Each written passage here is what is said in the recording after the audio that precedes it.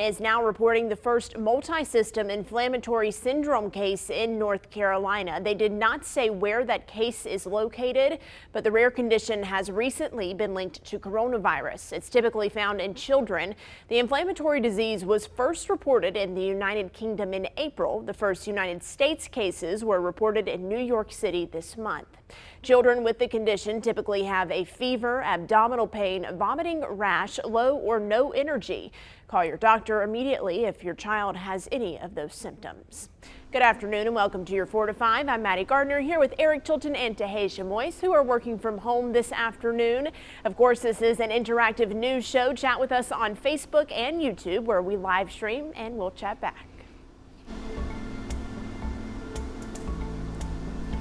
A lot of rain lately across the Triad. It caused a tree to fall on a mobile home early this morning in Surry County, killing a man. Well, we are learning now that the man was 20-year-old Nicholas Rodriguez, a former football player at North Surry High School. WFMY News 2's Amanda Ferguson talked with his high school coaches after they heard the tragic news. A heartbreaking morning in Surry County. Nick Rodriguez was a linebacker at North Surry. He graduated 2 years ago, but his coaches talk about him as if he just played a game yesterday. Number 5 was not your average player. Coach Patrick Taylor was his assistant coach through his high school career. He describes Nick as the glue of the team. He was a leader, the captain of the Greyhounds, and turned their program around in just 1 year. But beyond football, Coach Taylor says his smile was infectious and he had a big heart. You don't ever imagine having to go through this.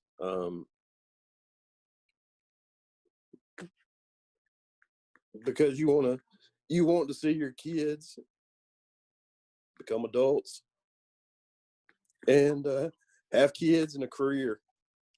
And Nick could have been anything he wanted to be because he made everyone around him better. And that's the true heart of a servant. And that's what I want him to be remembered by. Like I said, Coach Taylor was his assistant coach. The head coach is now the principal at East Surry. Some big rivalries there, but today it's not about the rivalries. Now we're going to hear from that coach coming up at 5. Well, you talk about our forecast with rain, and boy, do we have it. It is sticking with us for a while. Now, I can say this, the heavier showers, at least for a while, we may see some of those exit for a little bit, but take a look at the numbers. 58 will be our low tonight. You'll see some evening showers. We're hoping that late tonight, maybe over after midnight or thereabouts, you'll see some of this die out a little bit. We could see some late day pop-up showers and storms again tomorrow. We start to warm back up closer to normal tomorrow as we get up to 77. The normal high this time of the year is 79. So the showers, you see most of these kind of streaming across the area from the south to the north, with heavier rain south and east of our area. You can see the low pressure is still back out to our west, just sort of lingering out there. When you look at the watches and warnings, in effect, flash flood warning to the south around Montgomery County. Just about everybody else has that flash flood watch until 8 o'clock tonight. However, the little light green stripes and areas that you see there, those are aerial flood warnings where we're seeing some flooding happening right now. Most of the Futurecast radar shows it a Friday evening shower or storm, and if we get anything Saturday, it may be Saturday morning before all this clears out. Now, 7-day forecast showing beautiful weather, though, for the weekend. Partly cloudy, 80s, low 80s, Monday 79. We have only a 20 or 30% chance of a shower those days. No big deal. Dry next week and great temperature, sunshine Tuesday through Thursday and in the low 80s. Phase 2 starts tomorrow, meaning many businesses like restaurants and salons will be back to work, while others will have to wait. WFMY News 2's Grace Holland spoke to businesses that can reopen and others who still need to hold off. There's going to be a lot more open signs like this one on come this time tomorrow at shopping centers across Greensboro. And that means today is all about planning. Here at the Elm Street Grill, people were already back in the kitchen getting things ready and doing things like printing new menus, customers. It's keeping them busy, and hairstylist Yolanda Lester says scheduling her first clients took up most of her day. Right now, I've been getting a lot of calls, text messages, emails. You have to leave space between customers to make sure that you sanitize everything. It's a must.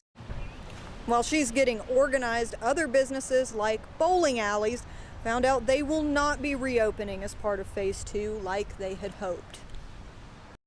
Everybody's wanting to come back to work.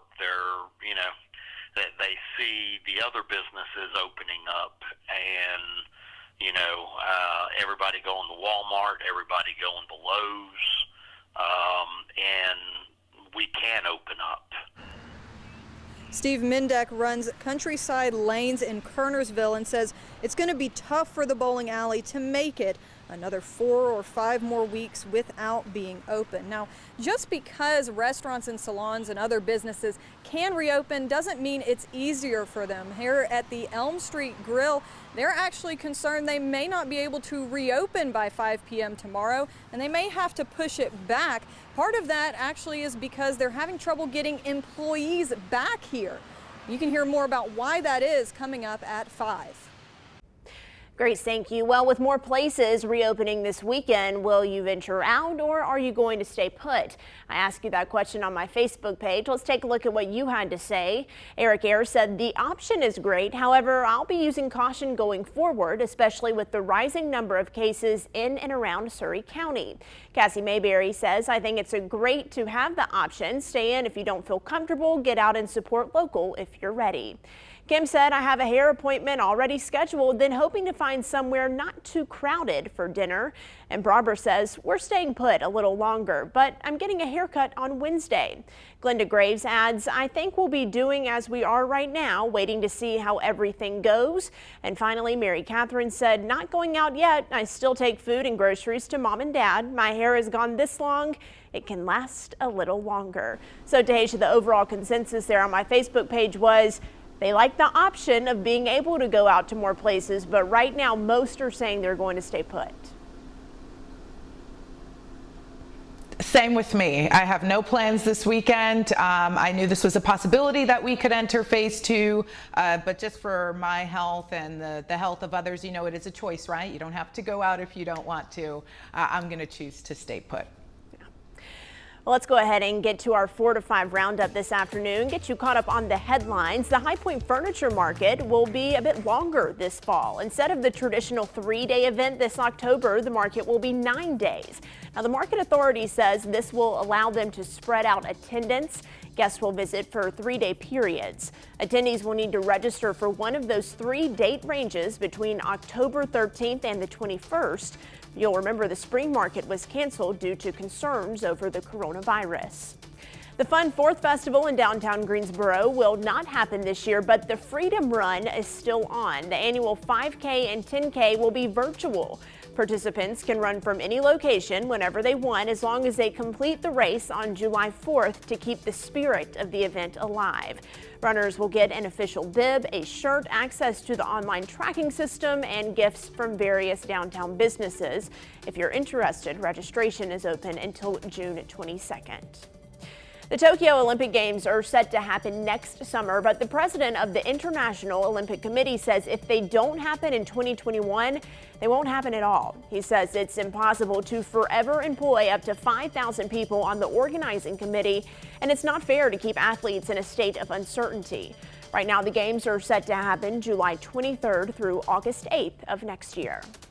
And Wuhan, China, the city at the center of the coronavirus outbreak, has now banned people from eating wild animals. The city is also paying farmers there to stop breeding exotic animals. Both moves come amid mounting pressure for China to crack down on illegal wildlife trade, blamed by many for the pandemic. Back here in the Triad, Cone Health is lighting up their rooms to fight the coronavirus. Now, if you've ever seen those flashes of light at one of their buildings, that's actually the staff disinfecting and sanitizing. I'll explain a little further. So that light comes from robots killing the germs. The flashes of light are UV light. When devices are being used, no one is allowed in the rooms because of the light's intensity. Officials with Cone Health say a recent study in Texas showed the light killed the virus in 2 minutes. All environmental service techs are trained to use the device. And on top of using robots, staff also manually clean all areas of Cone Health buildings. Now, New York City is doing something similar as they ease lockdown restrictions. The city is testing ultraviolet lamps on subways and buses to kill germs. Doctors with Columbia University say using light in subways overnight is effective in reducing the level of the virus in subways, which helps lower a passenger's risk of catching it. The trains shut down overnight for cleaning. WFMY News 2 wants to help our community get through these trying times. That's why we are teaming up with the United Way for a virus relief text-a-thon. It's going on right now until 6 o'clock. That money will go to the Greensboro Virus Relief Task Force. All you need to do is text the number 40403 with the message virus. We'll send you a link so you can donate. Now, there is no need to call. You can also mail in a check. We'll walk you through the process coming up at 5:30. More of the 4 to 5 will continue right after this break. Be sure to chat with us in the WFMY News 2 live stream on Facebook.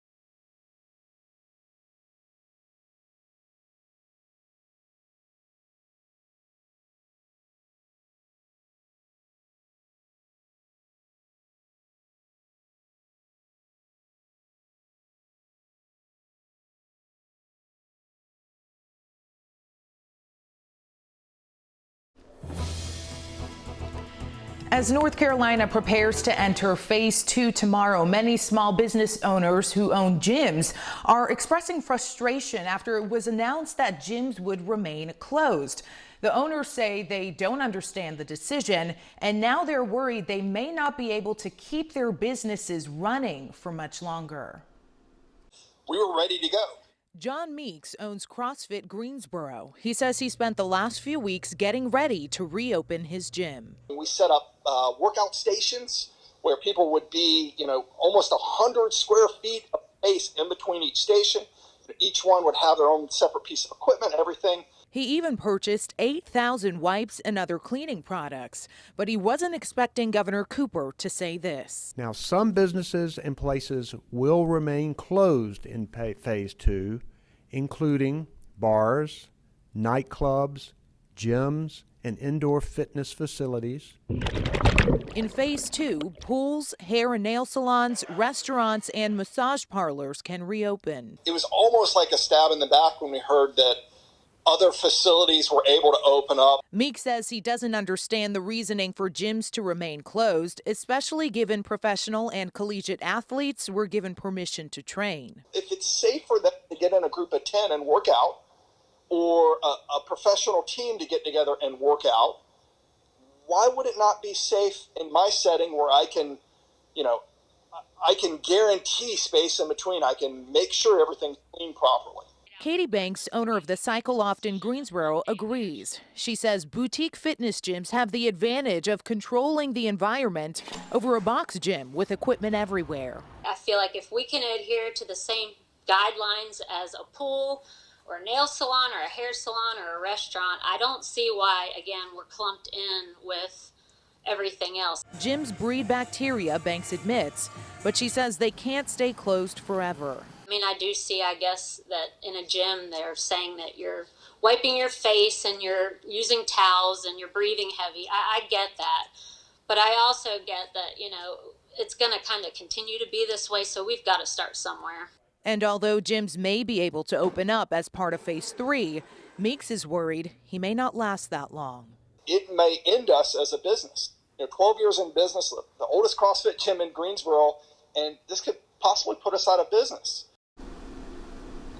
So again, gyms could reopen if the state enters phase 3. Now that's not expected to happen the earliest until June 26th. But the owners I talked with say that with things opening up right now in phase 2, if that data trends poorly, they fear that we could have to go back to those harsher restrictions and have to remain closed even longer. So I asked you all on Facebook, what do you think about these changes to the phase 2 openings? And here's what you had to say. Ken Woods writes here that I'm conflicted. I understand the need for these businesses to open up on a financial level, but I keep thinking about health versus wealth. I work out at home and will continue to do so. Paula writes, it makes absolutely no sense that salons and restaurants can open while indoor recreation facilities like bowling alleys or gyms or bars that are very similar to restaurants in many ways cannot. If you look at the way occupancy calculations are done, restaurants have a much higher allowable occupancy calculation than many of the businesses that remain closed. So, Maddie, I know obviously no matter what the governor did yesterday, whether he decided to open or close, he was going to get pushback either way. Well, I understand where those gym owners are coming from, because initially when those phases were rolled out, gyms were included in phase 2. Many gym owners saw tomorrow at 5 o'clock as the day that they were going to be able to reopen, and then that was taken away from them seemingly last minute. So that is a bit frustrating. I also, Tej, you make a good point here, because you talked to 2 boutique fitness gym owners, and they've painted this as one size fits all, and not every gym looks the same way. Right, and they were saying that there may even be kind of a coalition of boutique fitness gyms starting down in Charlotte that may kind of rally together and start a petition to try to get boutique fitness gyms included into the opening. If they can prove that, they have the social distancing, they'll wipe everything down, and their patrons will be safe. So we'll see. It's a very delicate balance that everyone is trying to find right now. All right, well, we are heading to break, but of course we continue to be live on Facebook and on YouTube. Join our conversation and use our hashtag 4 to 5.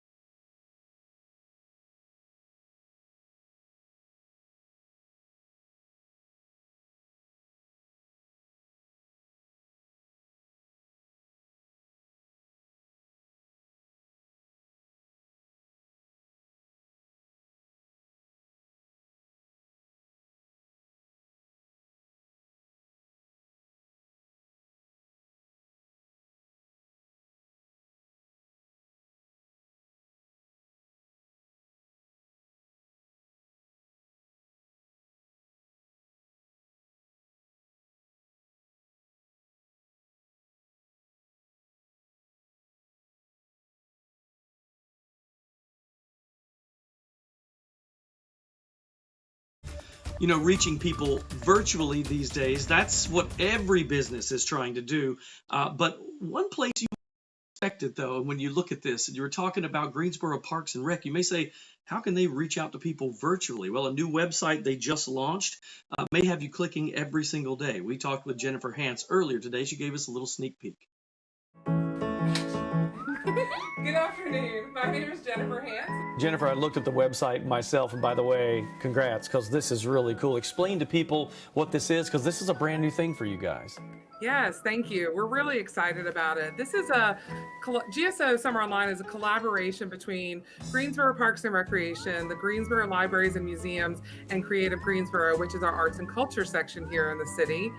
And it's an opportunity for us to take all the programs that will be happening virtually throughout the summer and put them in one place for our residents to really be able to have a one-stop shop to go and find virtual programs for the entire family. So when someone goes there, you've got different categories, but what types of things will they see? So there are different categories. On that main landing page, it has different specific events. So people can click on those events, such as there's a story time with one of our librarians. There's a virtual performance of Macbeth that will be happening through Creative Greensboro. We have Facebook Live programs with Mondays with Mikey and Miss Shelley videos through Parks and Recreation. A lot of the stuff that happens on all our different social media channels will end up on this page as well. So we have those lives that are happening, so you can see them when they're going on, or you can come to this page, and if you missed it at 1 o'clock or if you missed story time at 10 in the morning, you can come to this page and you can watch those again throughout the day, whenever it's convenient for you. I love it. You guys are doing a great job. We'll be clicking all summer long. Thanks, Jennifer. Yes. Thanks so much. We appreciate it. Really neat. You got to see it to check it out. Honestly, I spent some time on it today. There are different categories, as she mentioned, and everything that they've already done is archived there, and then they'll have actual live sessions every day. Really neat. If you want to see it firsthand, just look for this story on WFMYnews2.com. I put the link in there. We're coming back.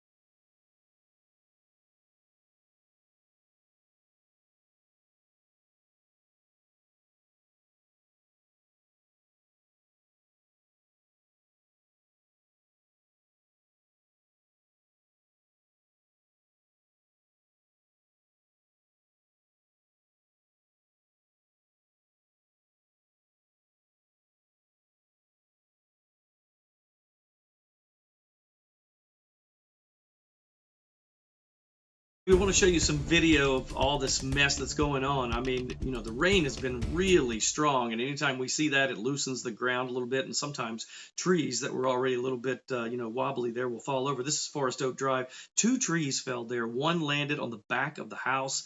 The other landed in a yard. It is a mess, and the rain continues, although I will say this, the heaviest showers are south of the Triad proper, but we still could see, some of that rain moving north. You'll notice that the heavier showers are to the south, but when we go out to a wide shot here, we still have some rain to deal with. Now, the low pressure center itself will be drifting away probably throughout tonight and into tomorrow. And maybe tomorrow we'll get some late day pop-up showers or storm. Still have that flash flood watch in effect for just about the entire viewing area until 8 p.m. We see that flash flood warning in effect around Montgomery County for another few minutes. All of this gradually clears, but still Friday we'll get breaks in the rain during the first part of the day, but I think we get late day pop-up storm 77. Low 80s for your holiday weekend, all 3 days, 79 to about 82 with only a very slight chance of a shower. We're coming back.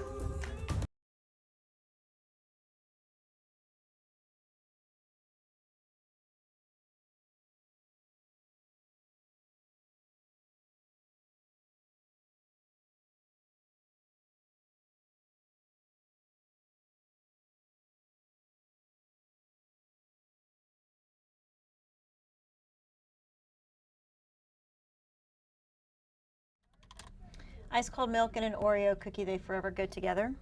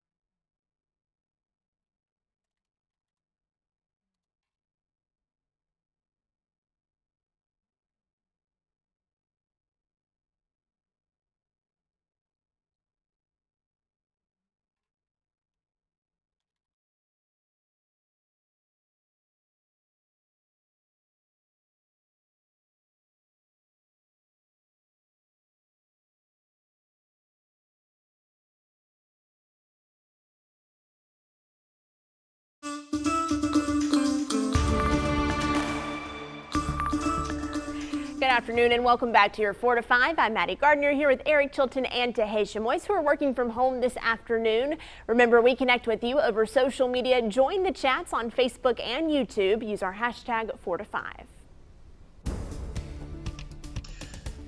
Well, Maddie said in our Facebook chat just a few minutes ago, I'm over the rain, go away. I agree. We want to push this all out of here. We've got some video to show you. Look at this. This is video of the Dan River and Peters Creek in northern Stokes County. That's around Danbury and Lawsonville area. This is from our weather spotter, Dwayne Young there. It says that the water levels are rising, and we are hearing that all over the place, aren't we? When you look at the forecast, we've got 58 for that overnight low tonight. It'll be chilly. Hey, we've got some evening showers, but we think that by midnight, most of this will start to dry out a little bit. Now, it doesn't mean we won't see rain tomorrow.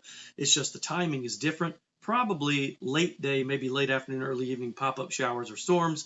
kind of more of a summertime pattern for tomorrow, but the high at 77 degrees. The rain that we see now, the heaviest, is down around the Fayetteville and Sanford area, so closer to, say, Cumberland County and Chatham, Moore, and Lee counties.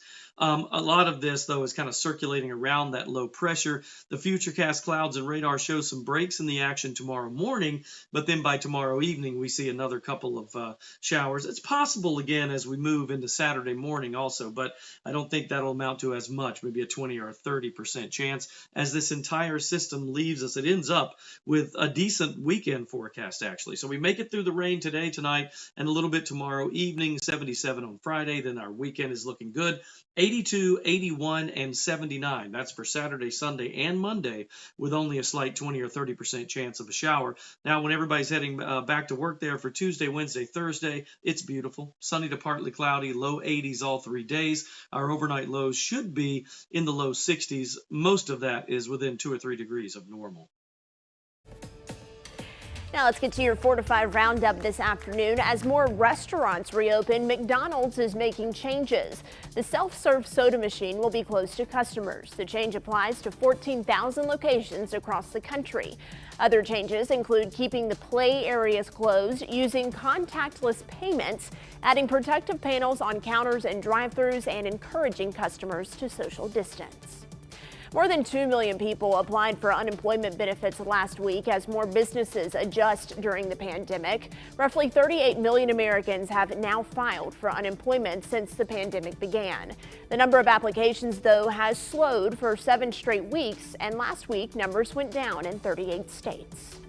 A great story here in Winston-Salem. A woman is making special face masks for people receiving mammograms at Wake Forest Baptist Medical Center.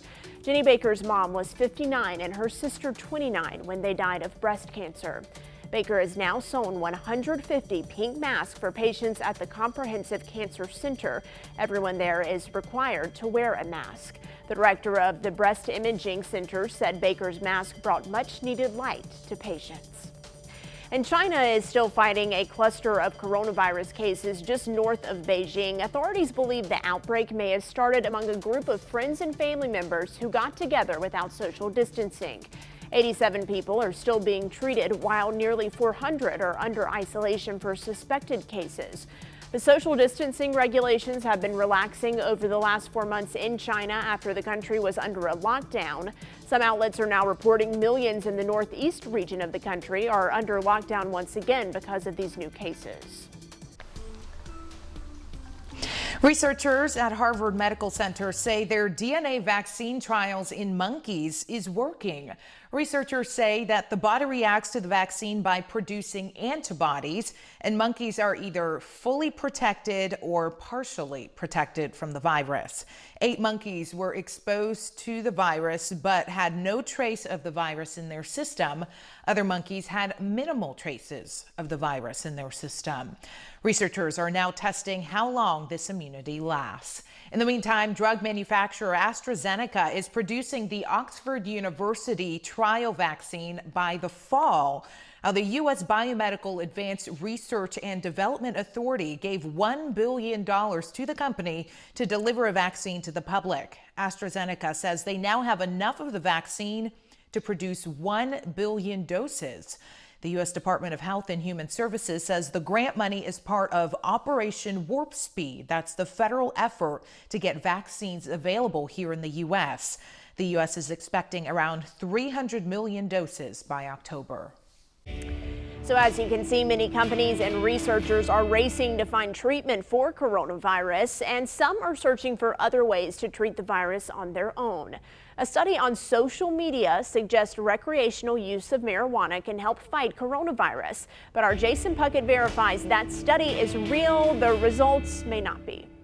So there is a real study that we're going to dive into, but the problem here is really how the study is being represented. Studies aren't meant to be fact. That's not how scientific research works. They test a theory, report their results, that's it. But it's pretty common for articles to take those results and spice up the headlines. Let's jump in. This is the study in question. Basically, researchers at the University of Lethbridge in Canada applied multiple strains of CBD to cells to see if it changed their ability to be infected by the COVID-19 virus. virus. They found that high concentrations of CBD lowered the number of cells that the virus could attach itself to. But there are some important caveats. One, this is only talking about CBD extracts. That's the part of a cannabis plant that doesn't make you high. Two, they were testing medical applications of CBD like a mouthwash or throat gargle. They specifically say this is not about smoking weed. And third, the study is a preprint publication. That means it hasn't been peer reviewed and the tests haven't been repeated yet. Now, these caveats don't mean you should ignore the study. It just means we need more research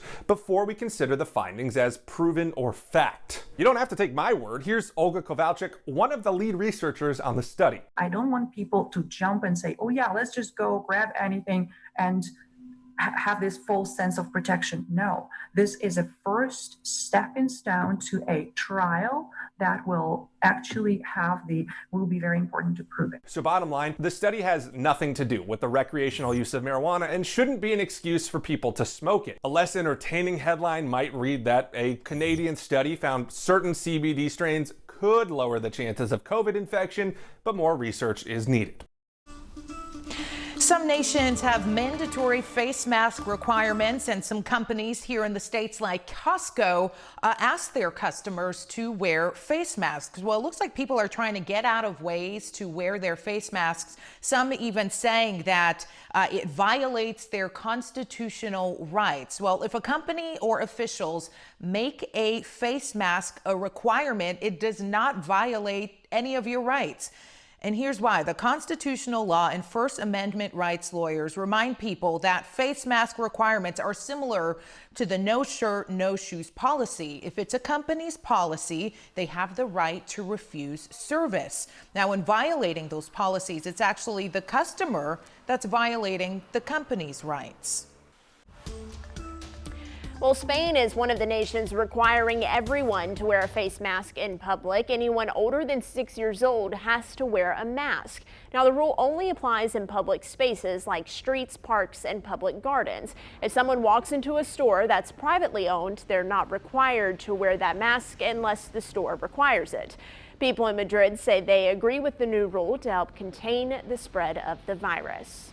And in France, a designer found a way to ease the minds of customers going out to restaurants. Dining bubbles. Take a look here. It's basically an oversized lampshade that's made of a see-through plastic that customers can wear while they eat. The device hangs from the ceiling so customers can move and get up if they need to. The designer says similar products on the market were not as inviting as his design. Tahisha, are you going to eat with the lampshade over your head? No, I am not going to. And here's why. How often do those get cleaned? Because if they don't get cleaned often, then now I'm literally staring at someone's germs in front of my face as I'm trying to eat. And I will feel a little claustrophobic, so no thank you. Well, when I thought along the same lines as you, because I was thinking we've heard all of those reports about how they don't wipe down the menus at some places in between customer use. So are they going to wipe down your dining bubble? Jury's still out. Yeah, you would hope. You would hope. You would hope. All right, Eric, what's going on? Silliest looking thing I've ever seen. For those of you old enough to remember Get Smart, it looked like the cone of silence that Maxwell Smart would use. That's what that is. All right. So, sometimes adults learn more from kids than they do from other adults. And that's exactly what happened to one Summerfield family when the kids asked the parents if they could open their piggy banks. Take a look.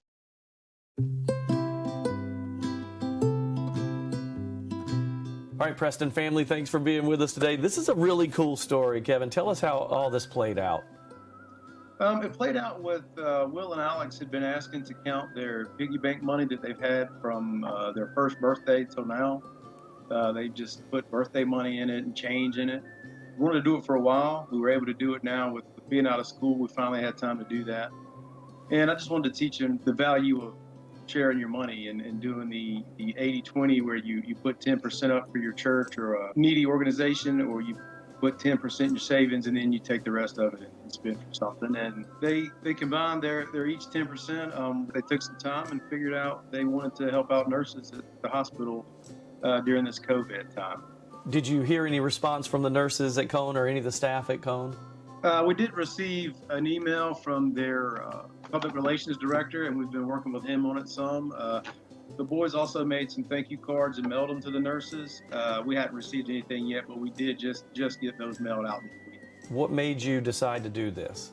I got inspired by my dad and my mom. They're both like healthcare workers, so I really know like what they're going through, like how they're helping us in many different ways. So I kind of got inspired to donate it to a healthcare. So I did this because I thought that during all this COVID stuff and everything that the nurses needed a little extra, so I decided to donate some of my money to them to just give them some little help during all this. Well, Kevin, looks like you've done your job as a parent, that's for sure. You got some good boys there. Congratulations to all of you. Yeah, they are very proud. Both the parents say that they are super proud of their boys, and they should be. So I asked you on Facebook today, as a result of this, I said, during quarantine, have you been saving up for anything big to buy? Because I was having that discussion with my wife the other day. Mavis Anderson chimed in saying, I'm saving for a pergola, railings around the front porch, and a deck for my she shed. How about that, Mavis? Jansen Lee says, yes, we've been able to save some, I believe. I spent about half as much as normal last month because I'm not commuting to work, saving up to put a fence around the house. Cindy Shaw says, well, she's a big spender here, hoping to go back to Alaska. Wendy Lucas James is furniture shopping, apparently, because she said a new couch. And Denise Pugh Dunn says it's just the opposite for her. She said spending more on groceries and online shopping from Target and Amazon. I can tell you the online shopping is a thing at my house, Maddie Garden. It's not a thing at my house, that's for sure. My fingers are crossed. Yeah. It's an issue. I'm not saving up per se for anything. Actually, I don't even think I'm saving it all at this point because at the end of the week, I just feel like I deserve a little reward from Amazon. That's right. We reward ourselves, don't we? That's easy to do. Yeah, and definitely spending more on groceries and takeout. Yep, me too.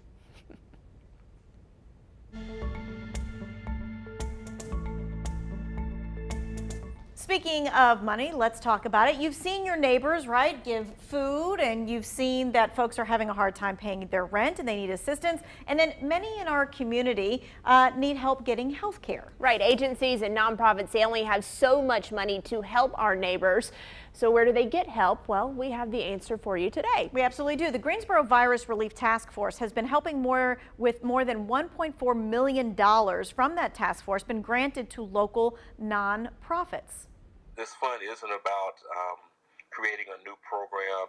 It's really about how can you use this money to expand services to have a greater reach to those in the community that need it. We were able to help many more families at a tune of about close to $25,000 to $30,000 that was invested helping people with just rent and utility assistance.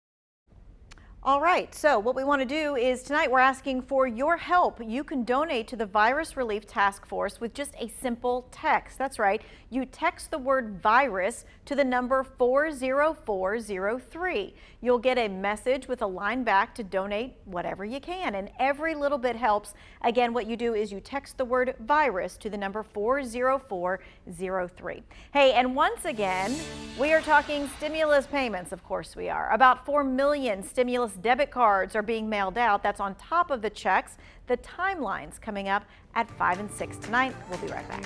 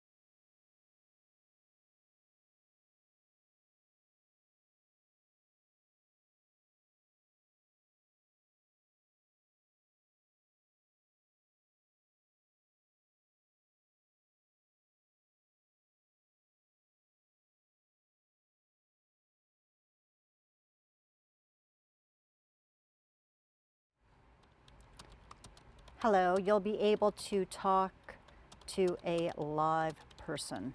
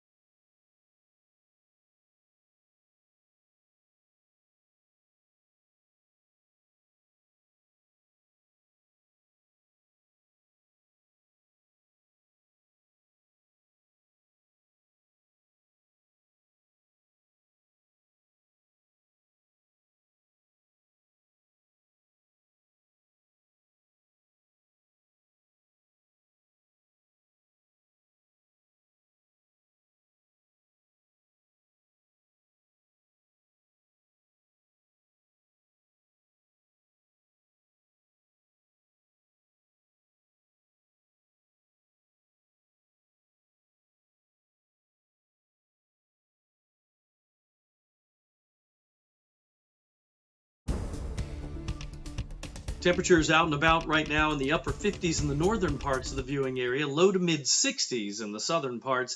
We are gradually going to see a warming trend over the next couple of days, and we top out in the 80s by the weekend. Here's your short-term forecast, 58 for the overnight low tonight. Showers that we're seeing are getting a little bit lighter. We hopefully will see a little bit of drying after midnight. I think tomorrow during the first half of the day, we may not see we'll see breaks in the clouds, rather see some sunshine, a little bit of drying, but it'll still be variably to mostly cloudy overall. Late day showers and storms are possible tomorrow. Look for the high at 77. So when you look at the current radar, the majority of the rain is south of the area. Now, if we go back out to a wider shot here, most of the rain is in eastern half of North Carolina, I would say. The low pressure just sort of gradually will meander around and get out of here, but it may take it another day or so. The only warning we see now, everybody's under a flash flood watch for a little bit longer. I think that runs until 8 p.m. But this flash flood warning, that's for Montgomery County and that area, Richmond and Stanley counties. That runs until a little bit after midnight tonight. The futurecast showing those breaks in the clouds tomorrow, but still late day showers possible. We may see a little bit lasting even into Saturday as that low pressure is a little bit stubborn to get out of here. You do see the warmer air though, right? That's coming in from the south and west. That'll be kind of our wind flow heading through your weekend as we go back to probably the lower 80s by then.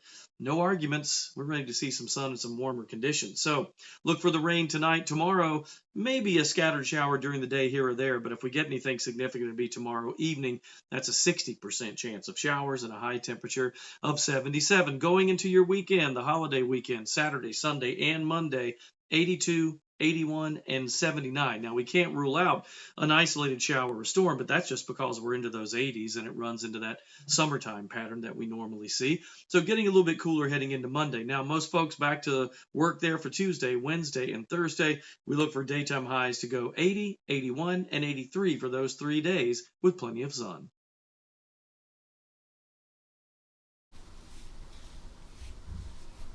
WFMY News 2 wants to help our community get through these trying times. That's why we have teamed up with the United Way of Greater Greensboro for a virus relief text-a-thon. So it's going on right now, and that money will go to the Greensboro Virus Relief Task Force.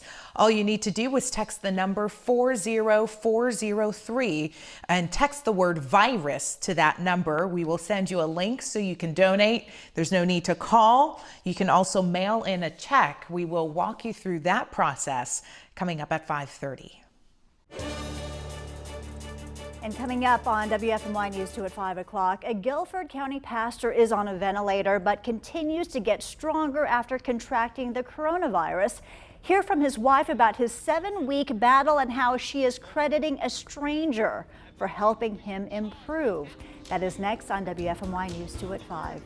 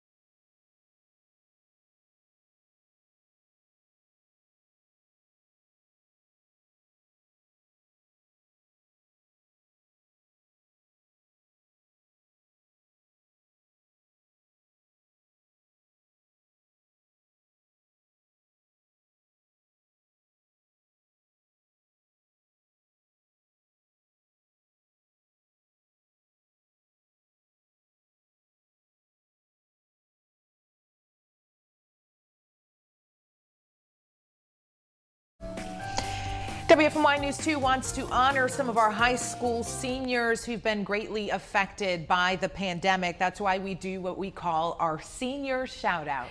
Let's take a look at the graduates we are featuring today. We'll start with Amber Edwards. She's a graduating senior at UNCG. She's earning a bachelor's in science and recreation and parks management with a concentration in therapeutic recreation.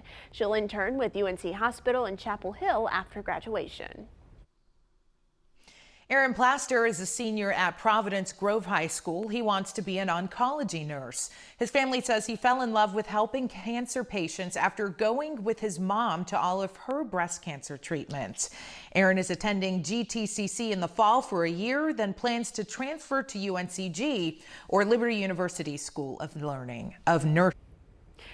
Rosalind Ratliff-Wall is a senior at Montgomery County Early College. She's going to Winston-Salem University in the fall. She's a member of the track and field and the cheerleading team, and her family says they are very proud of her accomplishments.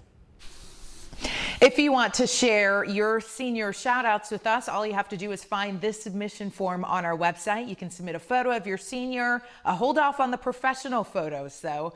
Be sure to include their name and their school, and you can also include a personal message with your shout-out. More of the 4 to 5 after this break.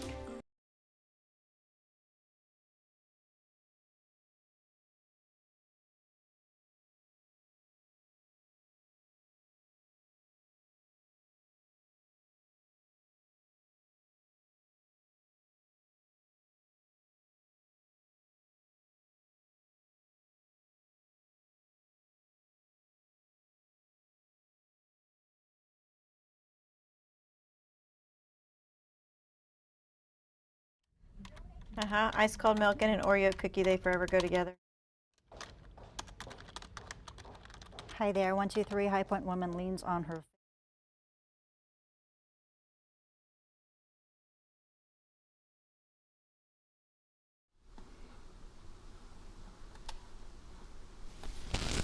Hello, mic check, 1, 2, 3, 4, 5.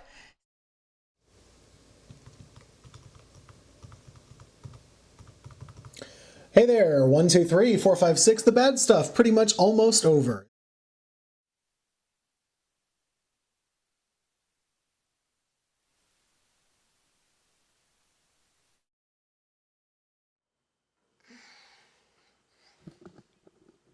Ooh, let me plug in. Sorry, my TV is not working, so I need to change to some kind of background. Okay, we're good whenever. Really not in the on position. Sure, the owner of Elm Street Grill in Greensboro says it's not as easy as just unlocking.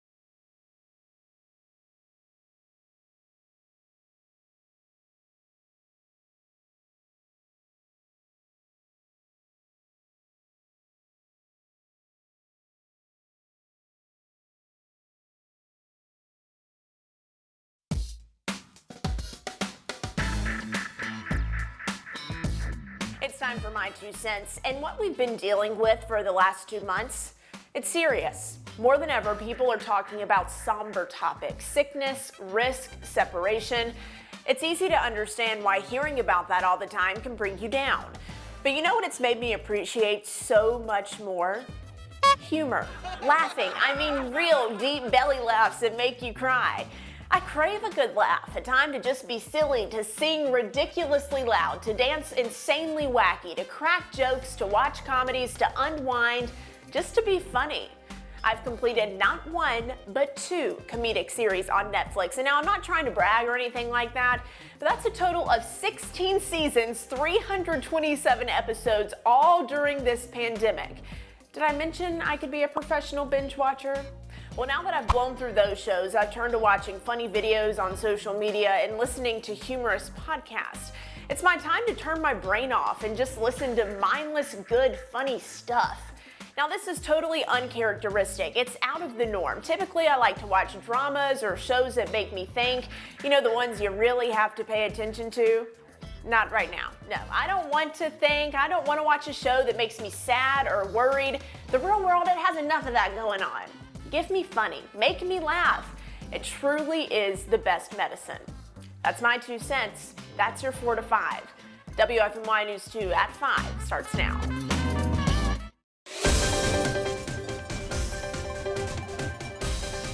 The rain is slowly moving out of the Triad, leaving behind a trail of deadly damage. Trees have fallen all across our area, and the downpours aren't over yet. Plus, this time tomorrow, places like restaurant dining rooms and hair salons will be able to open their doors under Phase 2. How workers are getting ready in just a few moments.